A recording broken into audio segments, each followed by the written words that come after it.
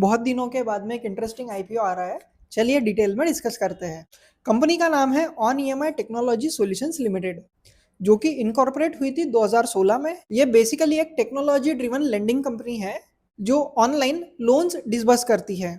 इनका customer onboarding process fully digital है, जो कि इनके मोबाइल ऐप से इजीली होता है।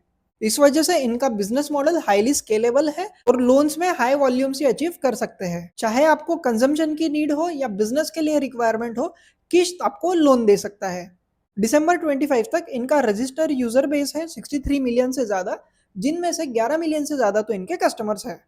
और अगर मैं एसेट अंडर मैनेजमेंट की बात करूं तो ये एयूएम मैनेज कर रहे हैं 5900 करोड़ से ज्यादा का। आईपीओ के इंपॉर्टेंट डेट्स पे चलते हैं। आईपीओ ओपन हुआ है 30 अप्रैल को और क्लोज होगा 5 मई को। 6 मई को आप अलॉटमेंट चेक कर सकते हो। अगर अलॉटमेंट होता है तो 7 मई को शेयर्स क्रेडिट हो जाएंगे, नहीं तो रिफंड मिल जाएगा। 8 मई को कंपनी का लिस्टिंग है। टोटल आईपीओ का साइज है 926 करोड़ का, जिसमें से 850 करोड़ फ्रेश इशू है। प्राइस बैंड रहेगा 162 रुपीज से 171 रुपीज का और लॉट साइज है 87 शेयर्स का। अगर आप सिंगल लॉट के लिए अप्लाई करते हो तो आपका अमाउंट ब्लॉक होगा 14,877 रुपीज। रिटेल कोटा 35% का रखा है। अब चलते हैं कंपनी के फाइनेंशियल डेटा पे। आपको स्क्रीन के ऊपर फाइनेंशियल इंफॉर्मेशन दिख रही होगी।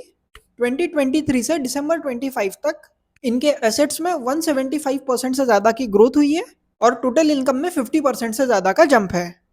प्रॉफिट आफ्टर टैक्स में एक्सेप्शनल ग्रोथ दिख रही है, जहां पे 2023 में प्रॉफिट था सिर्फ 27 करोड़ का। आज 2025 के दिसंबर मंथ तक, मतलब साल के पहले 9 महीनों में इन्होंने प्रॉफिट पोस्ट किया है 200 करोड़ का।